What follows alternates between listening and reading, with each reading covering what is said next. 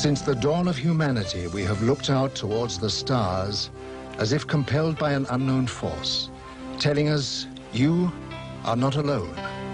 You are all part of the evolution of the universe, on your way to higher realms of enlightenment.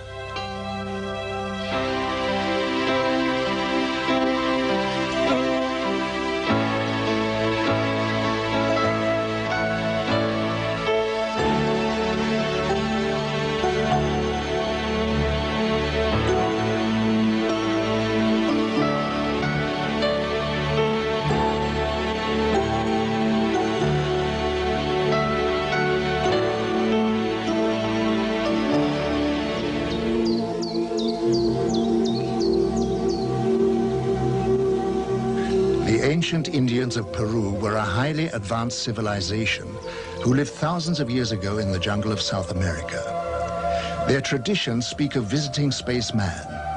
At their reservations are the amazing Nazca lines, which are etched into the earth and which are acknowledged as being aircraft runways and landing sites. Artifacts of great age have been found which closely resemble aircraft of today.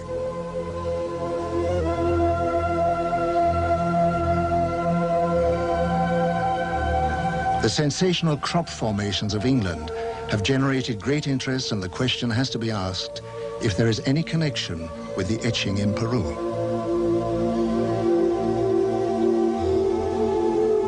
Ich kenne die Hopi-Indianer sehr gut. Sie leben heute in Arizona. Aber ihre alte Geschichte... I know the Hopi Indians very well. Today they live in Arizona. But their old traditions say that many, many thousands of years ago their home was in South America. And that at that time they were descended upon by extraterrestrial visitors called Kachinas. These Kachinas also saved the Hopi Indians when their continent threatened to sink. These heavenly beings, the Kachinas, were the teachers of the Hopi. And even today, the Hopi Indians make figures of the Kachinas for the younger generations, so that no one should forget the visit of their original teachers from outer space. And even today, the Hopi are convinced that one day the Kachinas will come again. In this connection, it's interesting that a short time ago I showed White Bear, one of the oldest members of the Hopi, pictures of the Maya cities Tikal and Palenque. He was beside himself with excitement and said, "We understand that. Our ancestors built that under the guidance of the Kachinas."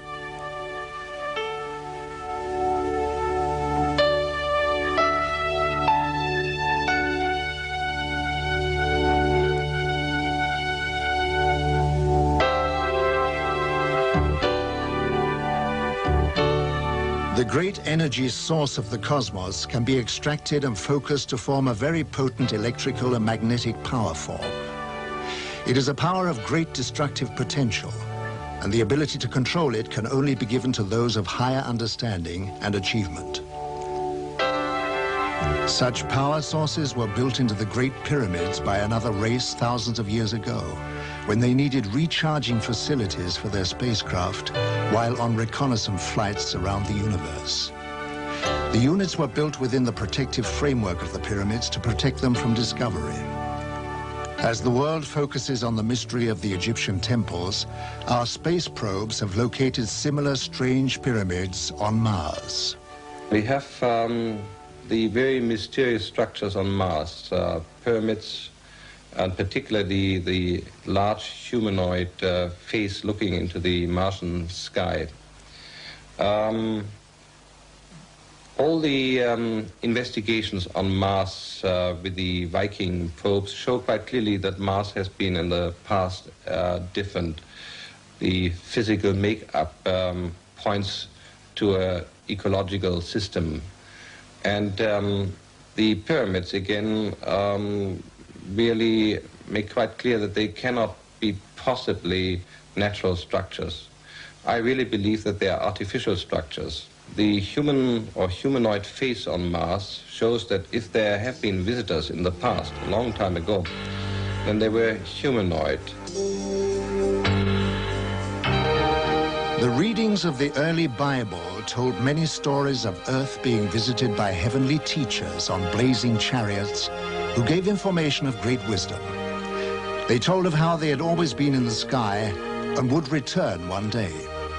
This is one of the prophecies of the Bible, which was taken from the word of the visitors. How did modern man go about interpreting these holy clues?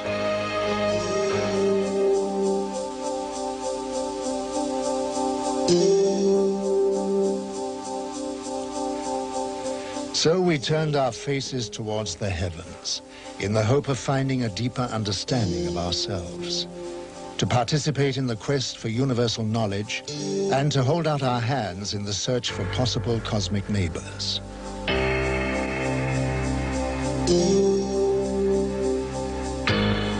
If we consider that most of the stars in the Milky Way are twice as old than our sun, 10,000 million years old, then obviously there may be highly advanced old civilizations which have developed interstellar travel.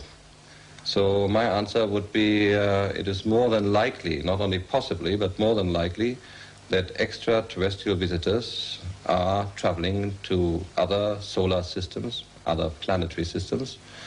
Thus, we really should expect extraterrestrial visitors in our solar system observing human civilization.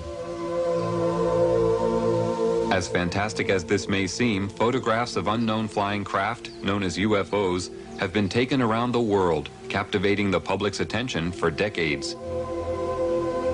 This photograph was taken in 1978 in Brazil. This was photographed in Switzerland in 1975. These two UFOs were also photographed in Switzerland in 1975.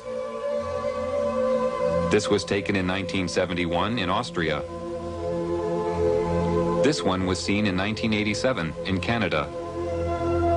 This UFO was photographed in Germany in 1977. This was taken in Colombia in 1971. This photograph of a shiny silver object was taken in North Charleston, South Carolina in 1980. Yet another photograph from Switzerland taken in 1975. This UFO with the cloud-like vapor was taken in 1974 in Denmark. This UFO was sighted in 1977 in Uruguay. A UFO in Indonesia, photographed in 1974. These three luminous flying objects were photographed in Barcelona, Spain in 1978. Every year, increasing numbers of UFO photographs are being taken by witnesses from around the world, giving growing evidence of extraterrestrial visitors. In 1946, George Adamski, a professor of philosophy, using his cinecamera, took the first moving pictures of alien spacecraft. This film shows the strange flight pattern of these machines. This picture shows three balls beneath the craft serving as condensers for static electricity.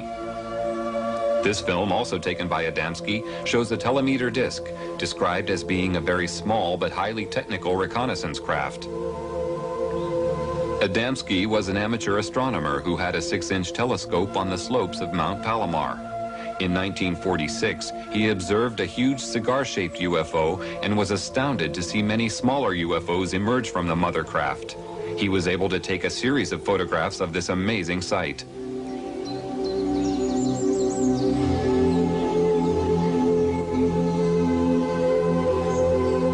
After taking many photographs of these alien flying machines, an event took place which would change the course of Adamski's life. On November 20th, 1952, he had his first contact with a human-looking alien visitor. Adamski was walking in a desert canyon in California when he came face-to-face with an extraterrestrial standing beside a landed spacecraft.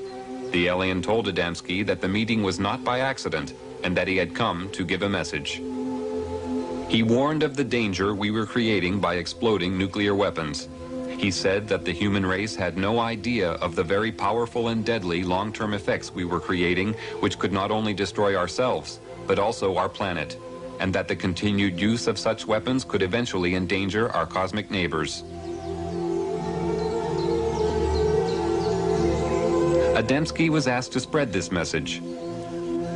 The alien visitor promised that he would return and meet Adamski at a later time. Adamski was later taken for flights into space, where deeper, more meaningful messages were given to help the human race to understand another point of view of our world. Adamski devoted his time to spreading the visitor's message and was later joined by a Danish Air Force Major, Hans Petersen. Well, you see, after the contact in the desert, George had an inner feeling that this was not the end of it.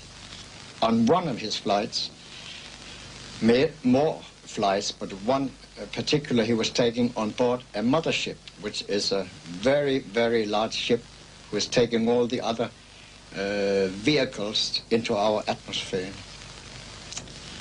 And in there, he met a lot of people, and he met an old man, so to speak, a wise man, who told him a lot of why they were here and what we did wrong here on Earth. And after these experiences, George wrote a book, Inside the Spaceships. In this book, Adamski described in detail the very advanced technology used in the spaceships, including technical information on the magnetic and gravitational propulsion systems, which work on a power found throughout the universe. He also described a magnetic pole running through the center of the ship that was also a very powerful periscope, which could observe both above and below the craft with great magnification. Adamski's alien friends gave him a pendant to wear around his neck and was told it would increase his telepathic abilities and enable him to maintain contact with them. Another witness who was truly shattered by his experience when he saw and photographed a UFO was Dr. Daniel Fry. Dr. Fry was a rocket engineer and the head of a scientific team employed by the American government at the White Sands Missile Proving Grounds in New Mexico when he took these films and photographs. On July 4th, 1949, Dr. Fry was contacted by alien visitors for the first time. They informed him that mankind lives in danger of total self-destruction through means it had created itself, and that Earth technology was advancing faster than man's ability to control himself. He was told that peace was the automatic byproduct of understanding between man and race and race. Also that the understanding of fellow human beings was the key to building a united world. The most significant experience that I had is probably the finding out of the major purpose for this invasion, so to speak, was to keep this planet alive, that we're approaching an area of controversy which could result in the displacement of all humanity, because we had learned how to do that without learning how to get along with each other. When those among you responsible for your scientific achievements realize the significance of the destructive forces you are creating, only then will you understand that you are destroying your living planet, which is responsible for your very existence. We are here to advise, guide, and encourage you to turn your eyes towards the creation of a planet of peace and understanding, where your invention and universal ability coexist with the creative force of the cosmos. We are your brothers of the Galactic Federation, who wish only to have you by our side. We cannot join you until your thoughts turn from self-destruction to the eternal law of universal knowledge and understanding. We rushed outside, and there came a spaceship sailing, passing us, making a curve, going down south and coming in from the south, passing over our heads and disappearing to the north. And 1 hour later, it came back and passed in low altitude, and it passed the moon, which has come up meanwhile, so you could see it was an Adamski-type saucer. I've been so close to them. I have had the telemeter dish, the small flying saucers which are making reconnaissance within 75 meters, two of them. I have one being disintegrated on my terrace. I have seen flying saucers, the George Adamski type, within 200 meters in front of my car. I have seen 2 flying saucers land, both cases with my wife, so I had a witness. The founder of the German UFO Society, Carl Veit, is also a publisher of UFO books. For decades, he has published books written by contactees. Many years ago, he had the foresight to realize the value of the information. There were 12 of us sitting in the garden, and the pictures were shown by this television man. And I explained them again as well as I could. And in the middle of my explanation, the baby daughter, she was the youngest member of this family, called out, "Daddy, what is that?" and pointed up. We were all looking at the screen, and then we also looked, and there vertically above us, or nearly vertically, there was a wonderful large UFO, rather low. Of course, we were all amazed. We gazed up, we waved, and in a way gave thanks that they had come during the UFO lecture and wished to greet us, or to say, "Yes, we are here, the ones you're talking about."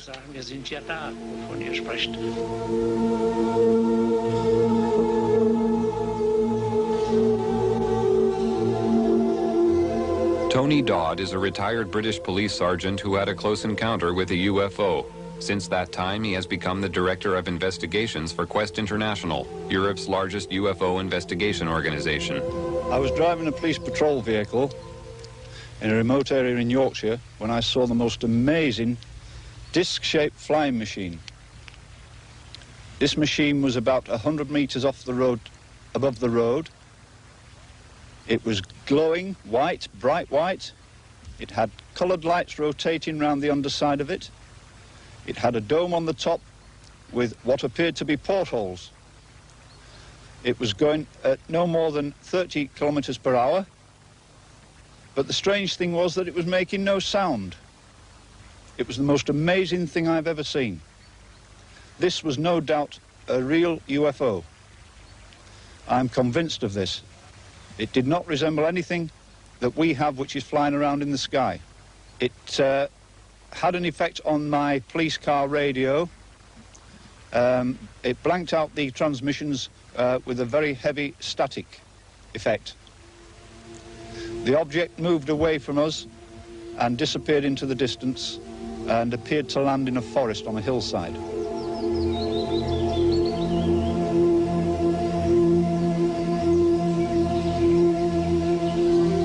George once told me that they work in all countries, all over the world.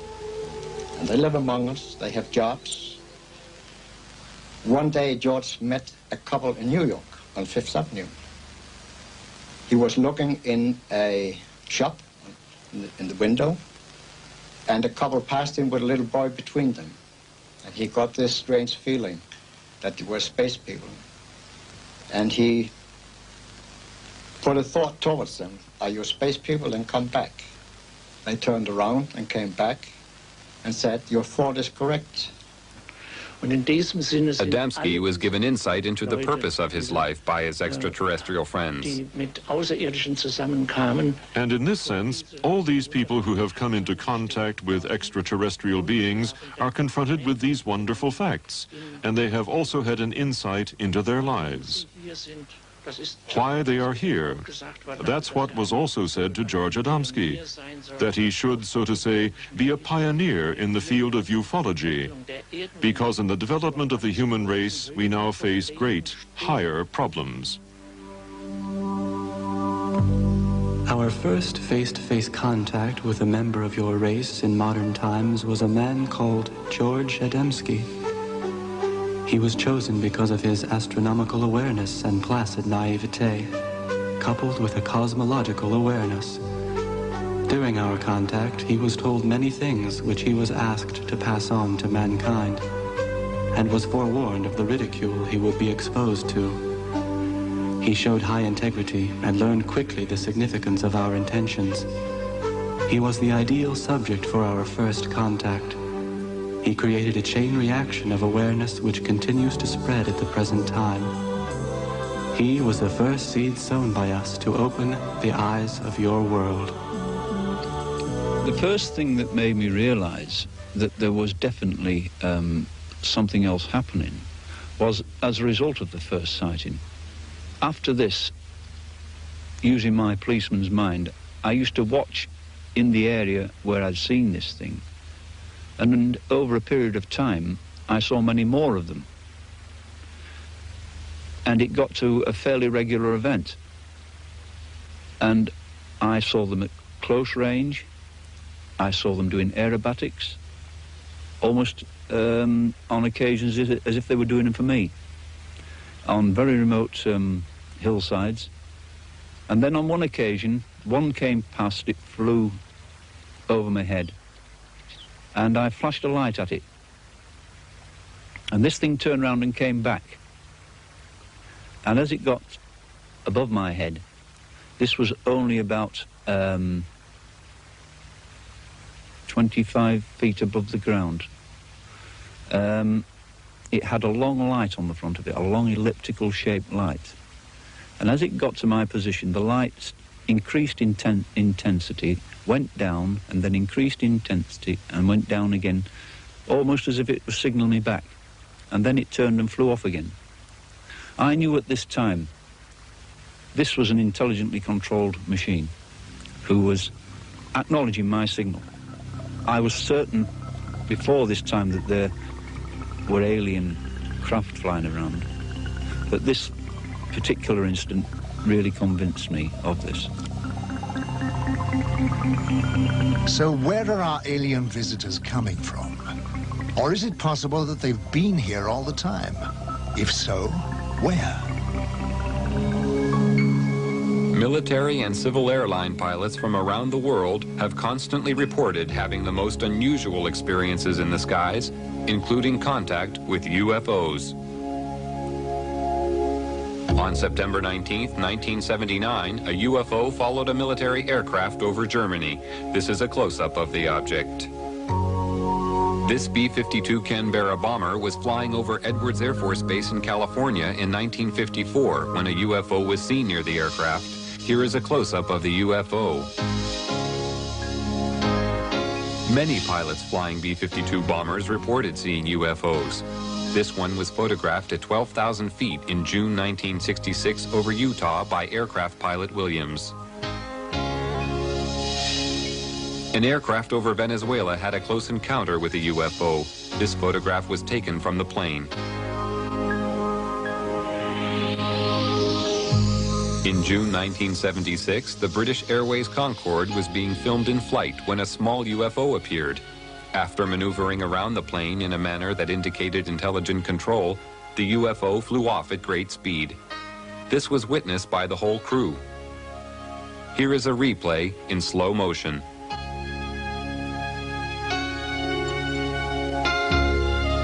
Of the hundreds of UFO sightings made by aircraft pilots every year, the most amazing one was filmed from a commercial airliner by passenger Gene Oldfield as the aircraft cruised at 9,000 feet over Stafford, England on April 2, 1966.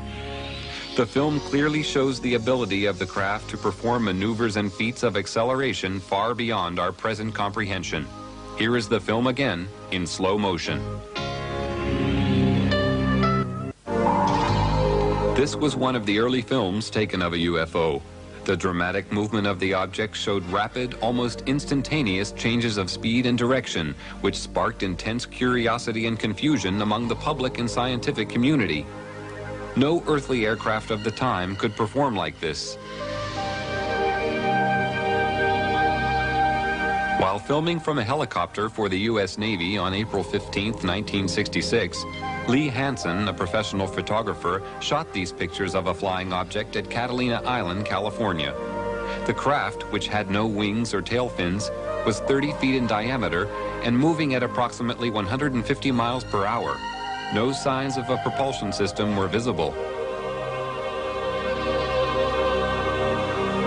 This film, shot by James Waters in Colorado on July 23, 1963, shows a UFO moving across the sky at tremendous speed, followed by a second one. This is the same film at 1/12th speed. An analysis showed that no earthly aircraft could possibly fly so fast.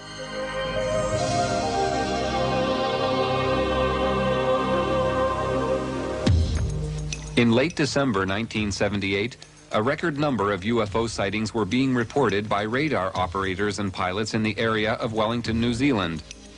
Just before midnight on December 30th, 1978, Quentin Fogarty, a reporter, and a television team took off in an Argosy aircraft to fly to Christchurch. Shortly after takeoff, Fogarty was informed by ground radar that they were being followed by several UFOs. During the 50-minute flight, UFOs were seen and filmed by the crew. The UFOs were described as having a luminous base and a transparent top. The objects were performing incredible aerobatics. This movement was captured on a single frame of film.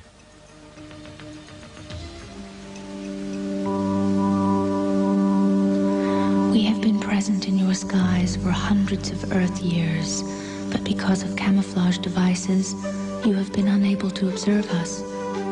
Your cosmic evolution has now developed and the time has arrived for you to ascertain the existence of other life in your universe, resulting in us making our presence known to you. Our choice of contacts has been governed by their spiritual ability to comprehend our manifestations without anxiety or aggression. The movement of our vehicles in the air, which you find so strange, is due to the fact that we have overcome the force which you call inertia and can fly in any direction instantly without experiencing any form of pressure change. Our propulsion systems work on the principle of electromagnetism, where gravity is of no significance. The three spheres sometimes seen below our craft are our drive systems, but can be detached individually to function as surveillance probes. The magnetic pole within the axis of our craft has many functions. It contains periscopic lenses for high magnitude observation and assists in the absorption of static power for recharging purposes.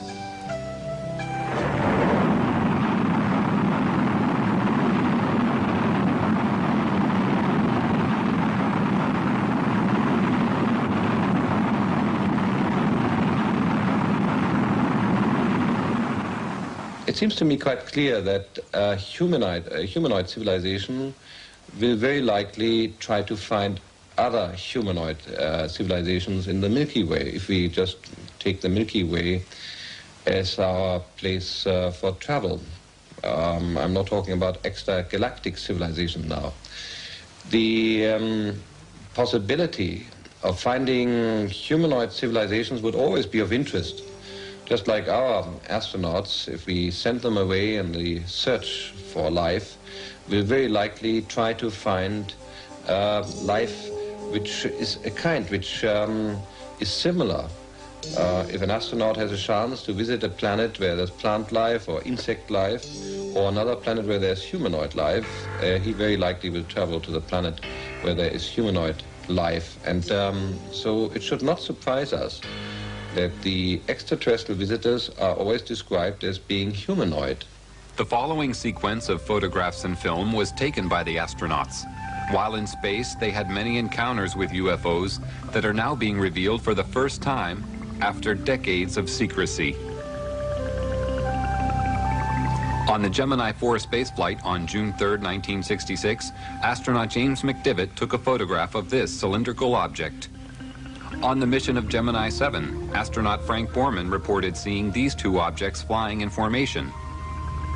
On the Mercury 1 mission on February 20th, 1962, John Glenn took this picture of two glowing objects. On the Gemini 11 mission, September 13th, 1966, Pete Conrad and Richard Gordon observed a cluster of UFOs alongside their craft. They described them as large and very bright. During the Apollo 11 mission in July 1969, Neil Armstrong and Buzz Aldrin saw these two UFOs, which were in orbit around the moon.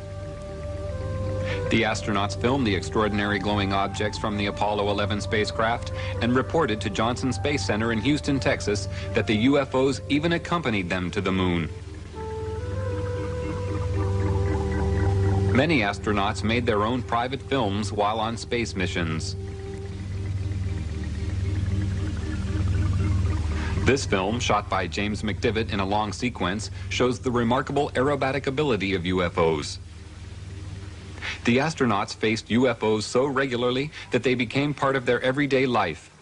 Because of restrictions, however, they were unable to describe their encounters to the public. One of the first to break the silence is former astronaut Brian O'Leary, a professor of physics and an astronomer from Princeton University, who comes forward for the first time to speak of the reality of visitation from out of this world. What I do know from my own experience and from scientific investigations and experiments is that UFO phenomena and a range of other events are part of our reality, as incredible as they may seem. Jetzt war es dann endlich soweit. Der erste Mann war auf dem Mond gelandet. That's one small step for man, one giant leap for mankind. During their moonwalks, a giant glowing UFO hovered above their heads. While in orbit around the moon, a huge object remained in view for a considerable amount of time before it suddenly disappeared. This UFO was seen above the landing site. This cigar-shaped UFO was photographed from the orbiting space module. Down to the bed. And that may have been a small deal, but that's all. On this very first trip into the unknown, the astronauts repeatedly reported to Mission Control that they were being escorted by unidentified flying objects. After landing on the moon, the astronauts stated that the UFOs were still present in the distance, hovering near a large crater. They were well aware that they had been observed throughout their entire mission. It's also like sundown again. Yeah, powder.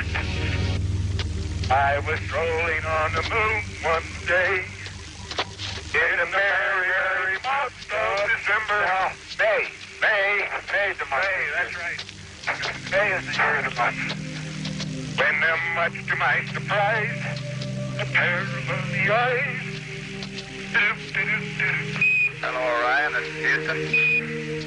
Hi there, we lost you for a while. Yeah, we sure did.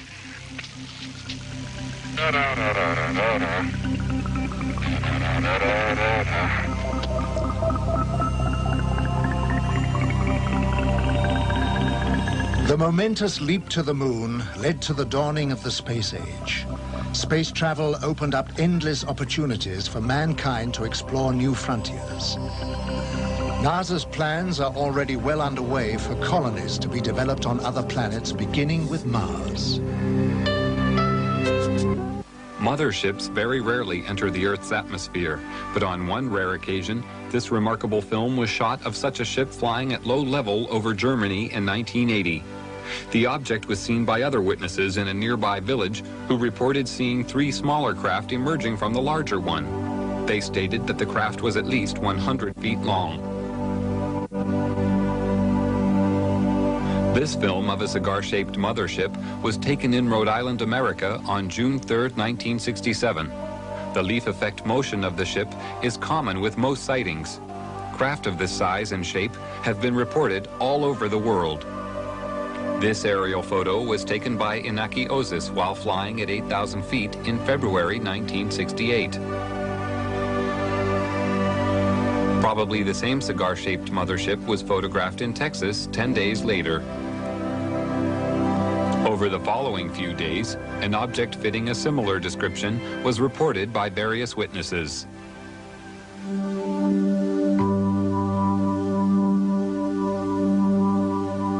Life aboard our motherships is ruled by a mixture of self-discipline, love of each other, and the merging of all spirits into one. Every need is catered for in respect of rest, recreation, and meditation of the soul. Illness does not prevail, but analyzation and antidotal equipment is always ready in case of unexpected or unknown space microbes attacking the craft or our bodies. Our food is comprised of a rotation of the many choices available on our own planet, but does not include the flesh of other life forms. We do occasionally take the fruit of certain organic trees and shrubs found on other planets, but only when they are known to be totally safe and pollution-free. Our water on the craft is produced by cosmic conversion. All byproducts are disposed of by the disintegration of the composite molecules. The psychological spirit of each of us is at one with the elements which surround us, and when we are at one with our universe, we are at peace. My personal views on UFOs are that these are alien-piloted vehicles.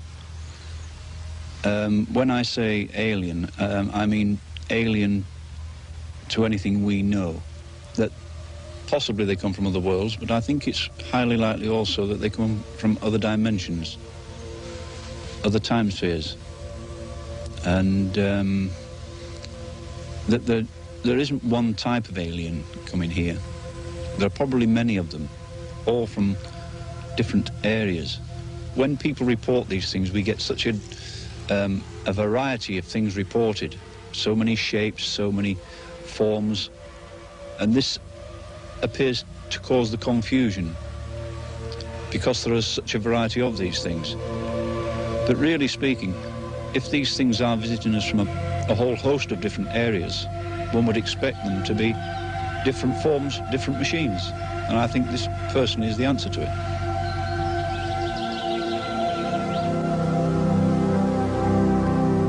Meanwhile, we scan the skies with optical and radio telescopes of great power, which penetrate the universe for 15 billion light years, watching, listening for signs of intelligent life.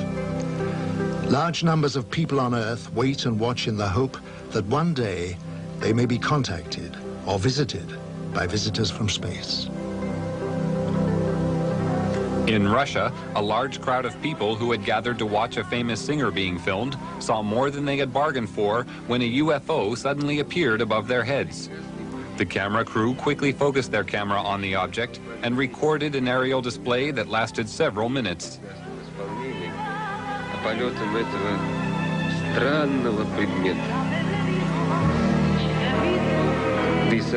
The crowd found this more intriguing than the singer. Even she eventually stopped singing to watch the UFO. Numerous UFOs are seen over Russia regularly. These balls of light are identical to those reported in Belgium and the rest of Europe in 1990, which attracted extensive attention on top military and civilian levels.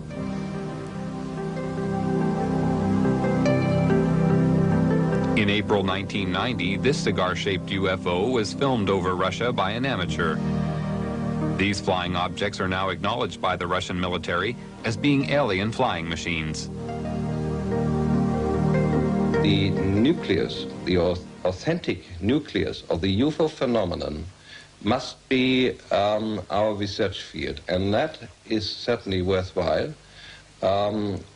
However skeptics may talk about the UFO phenomenon, whether they call people who have encountered psychopaths or even scientists who concern themselves with UFOs as cranks, we simply have to accept, if we inform ourselves, that there's a small percentage of absolute authentic cases which represent the UFO phenomenon.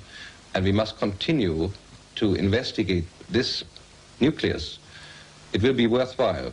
When I first saw my UFO, I always quote my UFO now, you've got to bear in mind I was dealing with something like this with the clinical mind of a policeman. So my immediate reaction was, well, what makes a thing like this tick? How does it go? How can you get an enormous machine like this which doesn't make sound? Why does it look so beautiful? Why did I see it? Why was it there? There's so many whys. And I knew I had to find out answers to these things. It was very, very difficult. There was no easy way of finding an answer to something like this. But it seemed to me that things naturally came my way. I started to receive reports from people as it became known I was interested in this subject. And then I had so many other incidents following this of close encounters. It was quite amazing, really, because these things seemed to know where I was, even when I wasn't on the initial hillsides where I found them. I had occasions when I would be driving down a country road, then suddenly one of these things would be in the sky, flying alongside me very close. And it was almost a cat and mouse game. And I had nothing but no fear, never any fear, because there was never anything directed towards me which would indicate there was any hostility. And so I got a sort of affection for them. I had to keep thinking, what kind of technicians put something like this together? Because it was such an amazing thing. But I knew that this thing was not from here. For the past 45 years, people from every country have reported seeing UFOs. The descriptions of these objects have been all too similar, despite the fact that the witnesses live thousands of miles apart. Witnesses include astronauts, pilots, scientists, and police. Even presidents of the United States. Jimmy Carter and Ronald Reagan have spoken openly about their seeing UFOs. Since 1945, an estimated 5 million UFO sightings have been reported from across the world. Most sightings are of singular objects, although many are of 2 or 3. In some cases, large formations have been spotted. The greatest number of UFOs usually appear after 9 p.m. Although a large percentage of these sightings can be explained as natural phenomena, many cannot. Thousands of people are asking questions. What are these UFOs? Where do they come from? Why can't I see one? Why are they here? And more people want to communicate with the extraterrestrials, to learn more about them, get to know them, to understand. Steve? Soon after the dawning of the 20th century, the winds of change began to blow. Events were to take place which would change the course of mankind forever. The atomic age had arrived.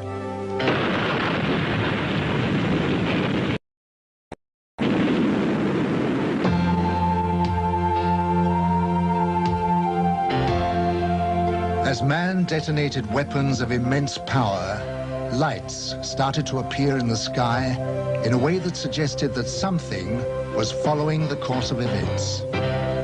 The shattering thought imposed itself that we were perhaps not the only inhabitants of the universe.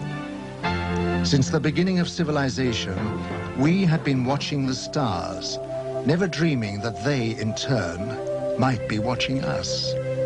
History was about to change.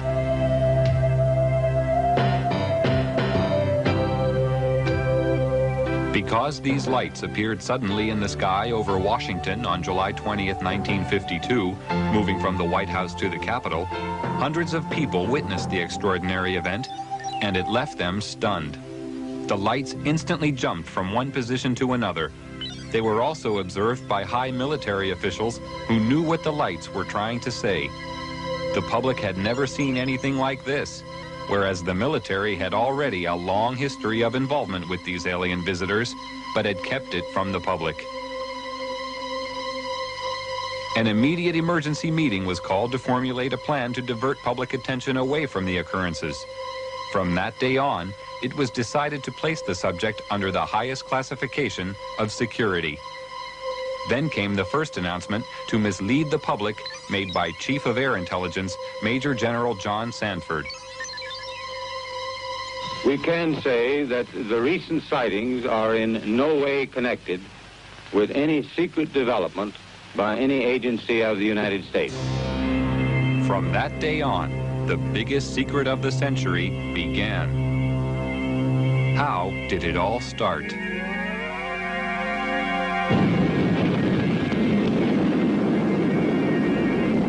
After the first atomic bomb was detonated, more tests were made of the effects on the environment and human subjects to gauge the degree of contamination unleashed.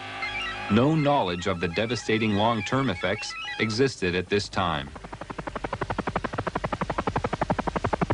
Here in New Mexico, an Army base close to a small town called Roswell became the focus of attention on July 2nd, 1947, when Bill Brazel, a farmer, found a crashed disc-shaped craft on his land. The military arrived on the scene and quickly isolated the spot when they found debris scattered over a wide area. They also found 4 dead humanoid alien bodies who had been ejected from the craft. Because of many recent UFO sightings by the military, they accepted the existence of visitors from outer space who obviously possessed a technology which was far beyond our understanding.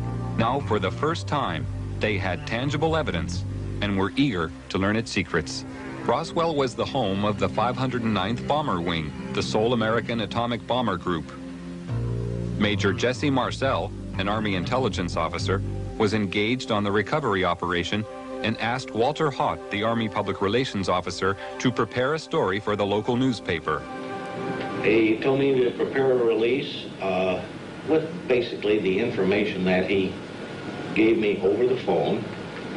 When it was done, to take it into community and hand deliver it to the 4 news media we had in Roswell at that time, which is what I did. The story was published in the local paper. The news was also prepared to be aired by the local radio, but Judd Roberts, the radio station manager, was warned not to broadcast it. Sorry. The question that we ran into is the very next morning, some friendly person, probably from Clinton Anderson's office, called us from Washington and said, we understand that you have some information, and we want to assure you that if you release it on this matter, because it's not supposed to be released, it's very possible that your license could be in jeopardy, and so we suggest that you not do it. And he said, when I mean in jeopardy, like maybe 3 days. Preparations were made at Roswell Army Base for the transport of the wreckage. Robert Shirkey witnessed the secret handling of the parts. They came in the front door, straight down the hallway, and right out onto the ramp to climb into the airplane. And these were the people that were carrying parts of the crashed flying saucer at that time, UFO today, that I got to see. And that was the only thing I got to see. And it was very short, very quick. Colonel Blanchard, in order to get out of their way, had backed into the doorway of the ops office. And I stepped up to him and I said, Colonel, turn sideways. I want to see too. On instructions from the Pentagon, Thomas Jefferson DuBose and General Ramey created a cover story saying the crashed object was a weather balloon. But we used that in order to persuade the curiosity of the press. The wreckage was loaded back onto an aircraft and flown out under cover of great security and secrecy to Wright-Patterson Air Force Base. The pilot kept silent for several years, but informed his wife after the story appeared in a newspaper. I guess now that they're putting in the paper, I can tell you about this. I wanted to tell you for years. He said, I want you to read this article because it's a true story. And I not only know that it's true, but I'm the pilot who flew the wreckage of the UFO to Dayton, Ohio. Wright-Patterson Air Force Base was considered the most technologically advanced research center in the United States. The wreckage of the Roswell crash was dismantled for analysis. The matter was considered of such importance that the orders came directly from President Truman. Under the cover of the CIA, Truman created a group called Majestic 12 for dealing with and covering up all information about UFOs. President Truman gave the task of handling UFOs only to the highest-ranking generals. After the Roswell crash, a special group of scientists was formed and facilities built to be prepared to deal with any further UFO crashes which would occur. Wendell Stevens was a lieutenant colonel in technical intelligence in the U.S. Air Force and is now a UFO investigator. Now having an extraterrestrial vehicle and some bodies in their hands, didn't know when the next one would come down, where they came from, what they were going to do about it. There were a lot of unanswered questions. And the United States was in a turmoil at the time administratively because we were shifting from a war economy and a military-industrial command structure to a civilian structure.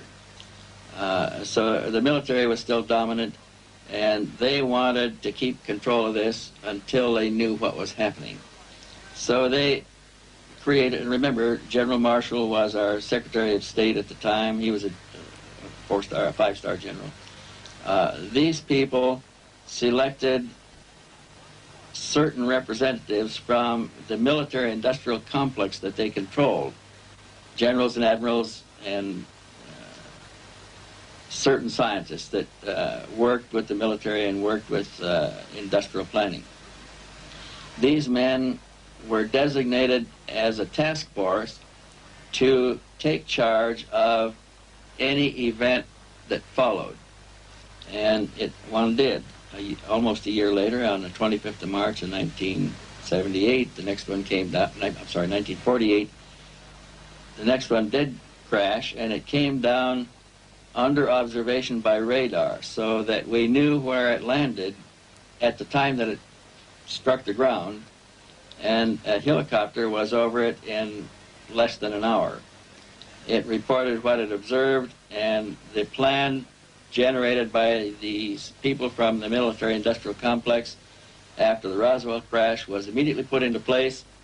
All of the generals and admirals and advisors and scientists were contacted and ordered to proceed to a base in Colorado, where they were picked up and driven to the crash site. Now all of these men have gone to the scene to see for themselves what an alien vehicle looks like, and they were going to advise General Marshall directly, who was controlling everything from remote position from telephones, on how to proceed. And when an operation is that big, you can't cover everything up. We discovered that the owner of the property where the vehicle came down was arrested in his house with his family, and they were kept in the house for 4 days, not allowed to go outside or anything. All the roads in the area were blocked. All access was closed. People that lived close enough to know something about it were kept in their houses. Now, if it never happened, then this evidence wouldn't exist. But now we are finding solid evidence that something strange did happen, and that these events actually took place. Then we found people who observed the recovery of the craft from a distance, that saw the task force moving across off roads over country to a secure military facility at Los Alamos. And with these leads, we were able to turn up other witnesses, all of whom had been sworn to secrecy by their superiors at the time they participated in these events. And only a few of them would talk to us, and only on condition that they not be identified because of their vulnerability. What happens in a case of violation of security oaths of this nature, they could lose all pay and allowances due or ever to become due. They could be imprisoned. They could be fined a lot of things that none of them could stand. Through Secretary of State General Marshall, the security of the UFO situation was intensified. A closer relationship developed between the military and Majestic 12. As time passed, the power of Majestic 12 grew stronger. Virgil Armstrong was an intelligence officer with the CIA and worked with highly classified assignments. He retired with the rank of major. I received documents which said that a UFO had landed in the middle of White Sands, New Mexico proving grounds, and that this object was inert, was under surveillance, and would be kept under surveillance until they could determine whether it was hostile or friendly. It later turned out that it was friendly in that the occupants were dead, and when we got aboard, there were 5 bodies. The bodies were diminutive in size, in other words, 3.5 feet. The largest one was just under 4 feet. 2 of them were obviously the commanding officers because 2 of them wore epaulets on their shoulders. Later turns out that they were all male. When we flew them back to Wright-Patterson, of course, the examination, physical examination, and the autopsy, of course, revealed that they were indeed all male. From descriptions given by several witnesses, the aliens have very large eyes, a small nose, and a small mouth. They are usually about 3 feet 6 inches in height and have no body hair. Thanks, you. President Truman ordered a heightened level of security after the capture of a live alien from a UFO which had crashed. Because of the ever-increasing numbers of UFO sightings at the time, it was decided to create a project called Blue Book, which was designed to suppress public knowledge and create an atmosphere of ridicule around the subject of UFOs. A live alien was captured in 1948 after a UFO crashed in America. He refused to communicate for 1 year and was given the name EBE, or Extraterrestrial Biological Entity.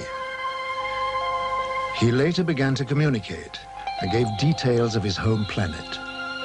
EBE had a large crystal which he linked to his mind telepathically and was able to communicate with his own race.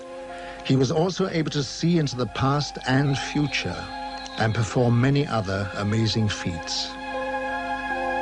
He told of believing in the universe as the supreme being and stated that his race lived in harmony without wars and had nearly eliminated all diseases. He said they lived to approximately 800 years of age and that their technology was far in advance of ours. The authorities were amazed by the things they were shown through the crystal. EBE was able to communicate with huge spaceships which were holding orbital positions thousands of miles from the Earth. He told them that their crafts were capable of reaching areas in the universe beyond our imagination, and that they were operated by thought control coupled to biological computers, and consequently did not have any control systems as we understood them. He talked about his planet and how their technology had created a system where everything was self-functional and did not require a workforce to operate it, and that everything was monitored from a central control system. He said that technicians were present there. He said their power source was eternal energy from the cosmos. He told them that his race didn't have a government like Earth, but a society governed by wise elders who sat in council to make decisions of policy. They did not have a monetary system because the needs of the people were catered for by the Federation, which made them all equal.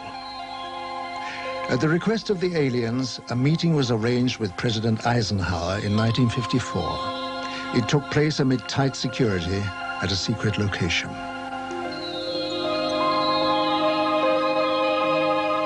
At this meeting, negotiations took place regarding the permitted presence of the aliens on Earth. Eisenhower told the aliens that the world was not yet ready for them.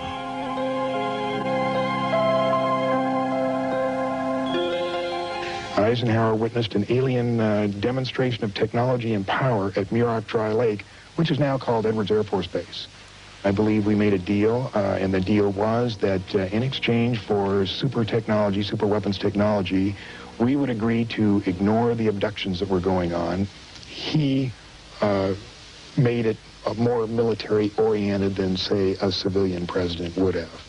And it's this, I think, that has let his actions let the real power of the executive office slip through the hands of the president into MJ-12. The President of the United States does not have a high enough clearance to know the whole thing. And it's interesting to note that above top secret, there's 38 levels of clearances. Eisenhower's the last president to have a full briefing on the alien problem. There was a disdain of elected officials throughout the intelligence and military communities, and they just didn't like elected officials. So Every president since then has not had high enough clearance to know the whole problem. Now they know there's aliens, they know we've recovered saucers, and they know that we're trying to get technology. But there are certain other things which probably only about 25 people on the face of this earth know.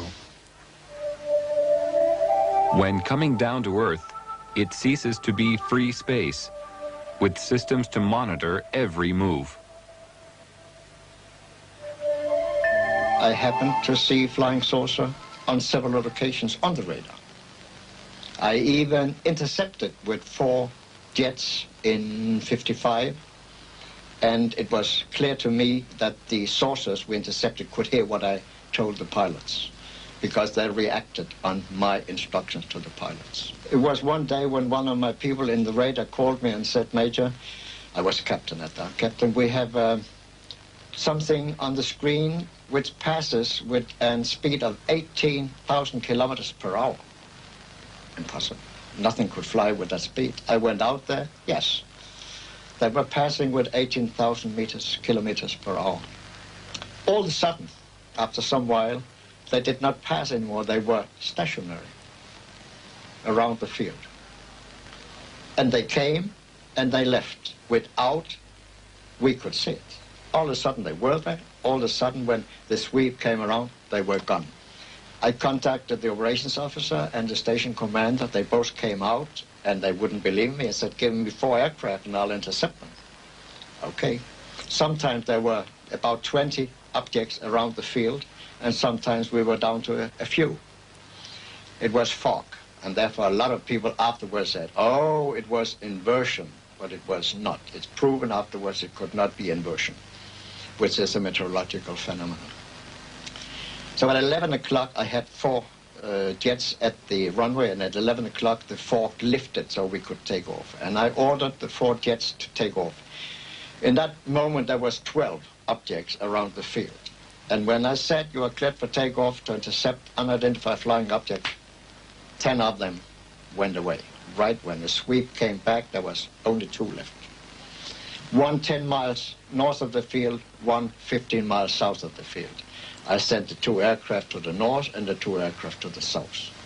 2 aircraft to the north came first, and I said, your boogie, which is the object, is 12 o'clock straight ahead. 12 o'clock, distance 5 miles, altitude unknown. Do we have it in sight? Gone. Came the next one. When it came up, I said, your boogie is 12 o'clock, range 5 miles, altitude unknown. Do we have it in sight? Gone. So it was clear they could hear what I said. But while the visitors monitor our every move with their superior technology, being technically advanced does not always ensure their own safety.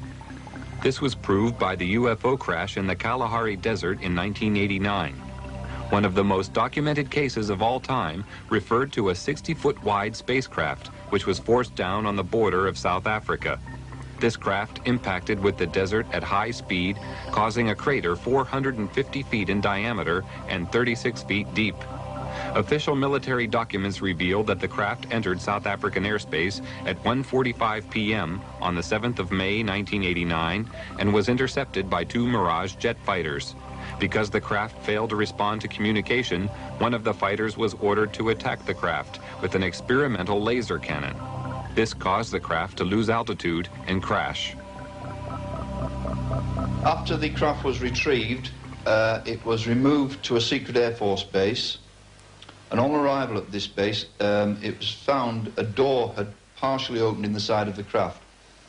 Hydraulic pumping gear was brought to the scene, and the door was forced open. When this was done, 2 aliens staggered out of the craft, and it was found that one appeared to be seriously injured.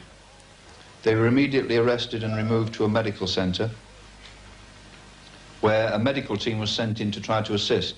The authorities at the scene entered the UFO, and hieroglyphics were found inside the machine, alien hieroglyphics, of course, and various items of electronic equipment were also removed from the craft.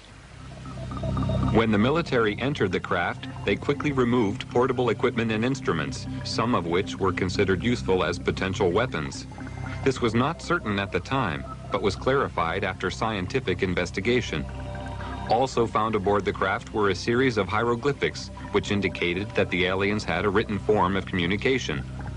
The writing gave the impression of an alien alphabet, but it is not known if any of the scientists present were able to understand its meaning.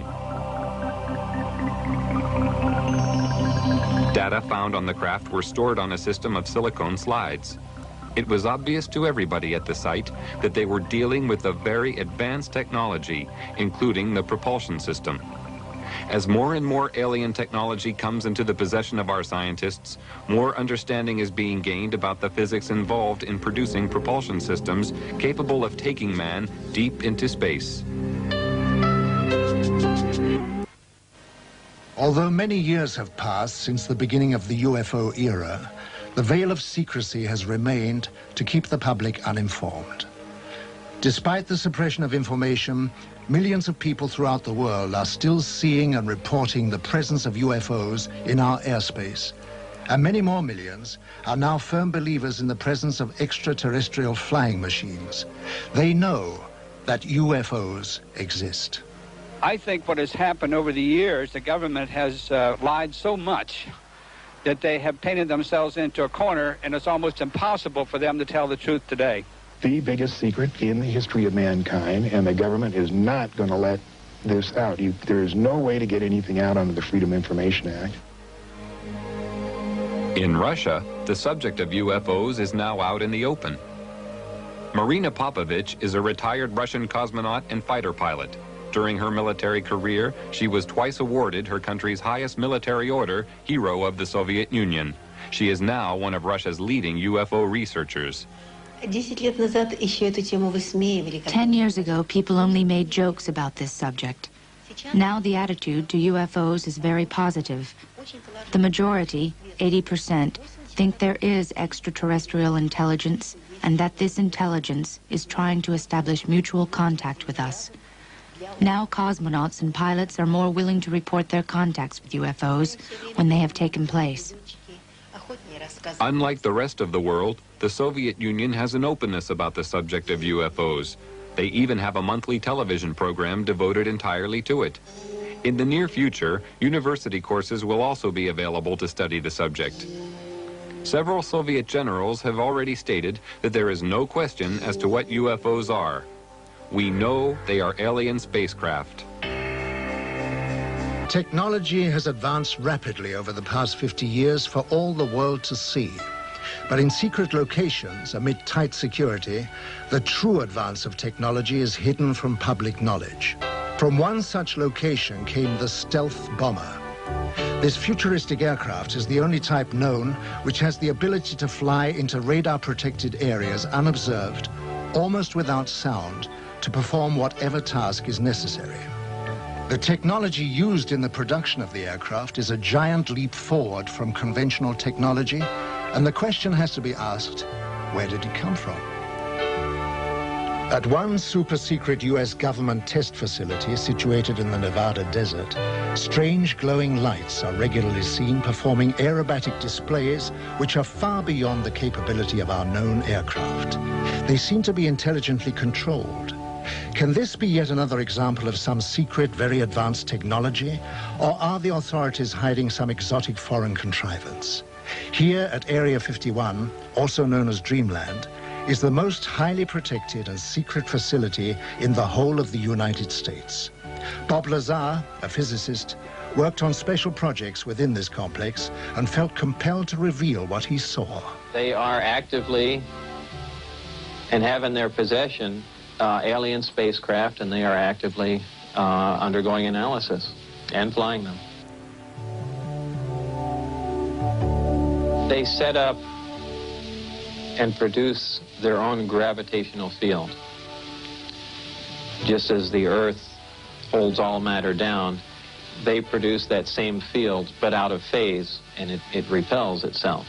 The effects that can cause, the way in which everything operates is by all intents and purposes, magic. I mean, it is so far beyond our level of technology. Why is such technology available only to the few and not to the whole of mankind? Have we the right to know? Are we ready for it yet? Or is the race for technological advantage more important? Why keep a secret about probably one of the most important events in history, that there's been contact from an alien civilization? It's a significant event in history, more significant than anything. With the tremendous distances involved, travel to the stars would seem impossible. But with man's endeavor and resourcefulness, these problems will be overcome as they always have been in the past. Scientific estimates tell us that there will be a breakthrough in space travel in the near future.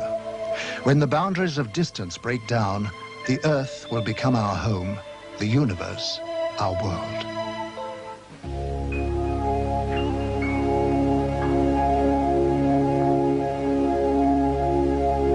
Energy is the lifeblood of civilized society, but it's also a tool that has to be controlled. They are flying on what we call free energy. They take it out of cosmos and fly on it. And you could do the same with your boat, your car, your machinery. Everything on Earth could be completely free. Do you think that the oil companies and the coal companies and the atomic and so on and so forth would accept it? Never. Despite our problems, we have gained a new conception of cosmic energy. Perhaps all the technologies which are being put together at this moment in time are catching up on our alien friends, which I very, very much doubt. But I'm sure that is the reason this technology is being put together. You've got to realize that things are not always as they seem. And once we can get out of this thinking, out of this box we're in, that there is something more than what we are being taught, what we have learnt. There are things outside the scope of this. Then I think you'll begin to see the potential for people from out there visiting us. And not just now, not newly visiting us, but have been visiting us for hundreds of years. Our presence within your solar system is to observe the evolutionary progress and environmental changes occurring not only to your planet, but to its people. Using a special observational technique enables us to foresee potential difficulties which may arise, and if necessary, give you advice on the course of action you need to overcome it. To achieve these aims, we employ the use of many types of monitoring equipment, each with the responsibility for a different area of scientific investigation. Our use of telemeter discs of all sizes as remote-controlled sophisticated recording and analyzing vehicles is one of the many types of drones. We observe every aspect of your world and its inhabitants, from the environmental changes and pollution levels to the microbiological disease potential of mankind. Our techniques also enable us to record and analyze thought patterns and therefore anticipate man's course of action before it is taken. There is nothing about your world and its people we are not aware of. In the last few years, there is an evolution in the whole extraterrestrial problem. An evolution so far that the sightings and the encounters become more concrete. We accumulate more and more cases where we get more and more information. More information is released by the governments. We know now that there was a cover-up for so many years. We have always speculated about this cover-up. Now we have proofs. We know that the secret services, not only in the United States but in other countries, have really fooled the public. And very likely extraterrestrial visitors know about this plot. And it is not surprising that in the last years more concrete information is released. Probably this may be a preparation for official contact. Perhaps it's in the interest of extraterrestrials to establish contact because humankind is in a very difficult position. This does not imply that we must depend on extraterrestrials to save our planets. We have to do it ourselves. But nevertheless, we are in a phase where we possibly take the next evolutionary step, a step that is so important because it will decide whether we will survive or simply vanish. A circular, shiny object passes in flight. You think to yourself, so the stories are true. What should we do? I'm absolutely convinced that there is a mutual origin of humankind, of human beings, and some of the extraterrestrials which come and visit Earth. I have various reasons to maintain this point of view. There is a group of extraterrestrials which are really identical with human beings in their size, and their physical look, and their physical makeup. If we take the reports of witnesses seriously, and I do. There are quite a number of cases where these extraterrestrial visitors have made remarks confirming this point of view. They do not officially land in Washington or in Moscow or in London, but they're simply seen rather unobtrusively in such a way that the media is arguing constantly whether UFOs exist or do not exist. We know that they do exist, at least a small nucleus. And whatever their intentions are, I'm sure there's a development in the last few years that it will not be long until we find out.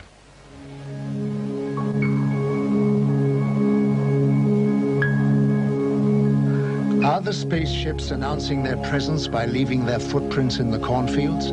If so, how? The cornfields of England, home of the amazing phenomenon known as pictograms. In 1990, 1,200 complex symbols appeared in southern England. Some showed a remarkable resemblance to carvings found on ancient monuments.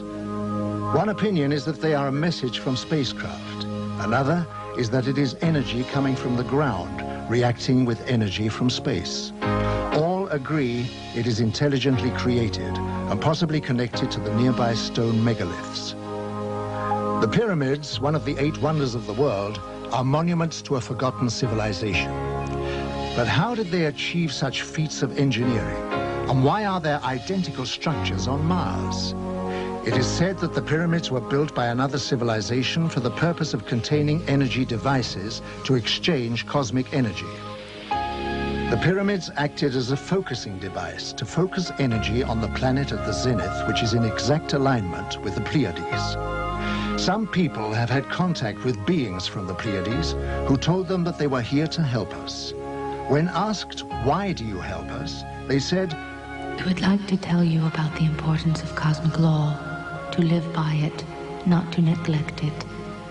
The greatest gift to yourself is to understand yourself through cosmic law. In our world, we give our children this understanding so that they will have a richer life. We come from throughout the whole universe, and we will reveal ourselves to you more and more until you come to understand the universal language. My first encounter, I was determined, if it took me the rest of my life, I was going to find out that day what I had seen that day, and I have never let up from that moment in time. And it has been worth every minute and all the money I've spent on it, because now I'm a far wiser person than I was when I started. I know things now which I would have never known had I not got involved in this thing. That there is a far higher force out there operating than we could ever conceive. And that they're here amongst us. They come and go as they wish. They are watching us, guiding us, and directing the direction we go in. Of that there is no doubt.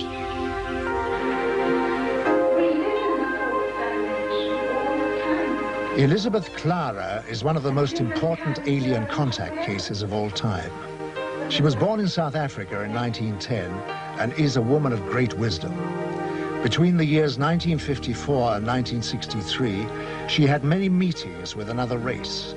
One man, whom she called Akon, told her that he was from the solar system of Proxima Centauri. She developed a deep friendship with Akon. He took her on a 4-month visit to his home planet of Meton, 4.3 light years from Earth. Meton is a world with 2 suns. She was told that space was a big laboratory and was given great knowledge about the universe. She understood the structure of the cosmos and the laws of light frequencies immediately. And as requested, she passed her knowledge to science, where it was of great benefit. She later went on lecture tours and wrote a book where she shares her insight into the structure of the universe and passed on highly valuable scientific information to the world. She said, "The road to the stars unfolds within a spaceship of great beauty and simplicity, generating her light from the cosmic plasma of eternity, never faltering, always alive and pulsating, shaped like a galaxy with a halo surrounding her and the shockwave glowing. We are embarking on a dialogue for which a common language has yet to be created, and which, when in full swing, will pose questions we have never ever envisioned, not even in our wildest dreams." There is life elsewhere, and therefore an extraterrestrial civilization to which we stretch out our hand evermore, whose attention we wish to attract, and with whom we wish to make contact. I am convinced that we shall be able to make contact on a broad basis. After all, there are already very many who have. And this contact between people is just as important as that with the universe. On her many journeys into space, Elizabeth Clara learned that Akon's race lives in harmony of body and mind, which is the foundation of healthy existence and responsible for the elimination of disease. They know that most diseases are caused by emotional or psychological stress. Akon told her that all cosmic neighbors looked at our world with watchful eyes. They see that the natural world is dying through the imbalance which we are creating in nature, reducing the resources we live on, and they are out there waiting to help. When asked why they didn't come more often, they said, to come here, we have to make many kinds of adjustments to the body because we are uncontaminated.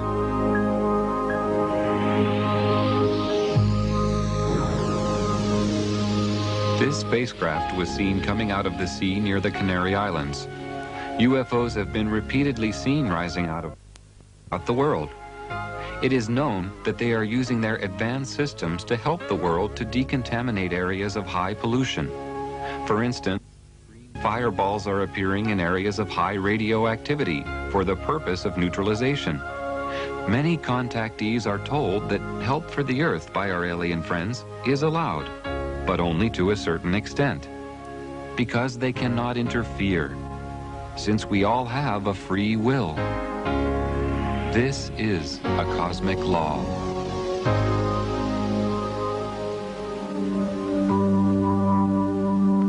Life in our own planet is different to what you experience on Earth. We have long overcome the negative aspects of aggression, jealousy, and power. Although we are very advanced by your standards, we lead a simple life of love, mutual respect, and harmony, each integrating with each other in a like manner, conforming to the cosmic law of mutual harmony. Our family unit is the integration of like souls, which is a form of higher love beyond your comprehension.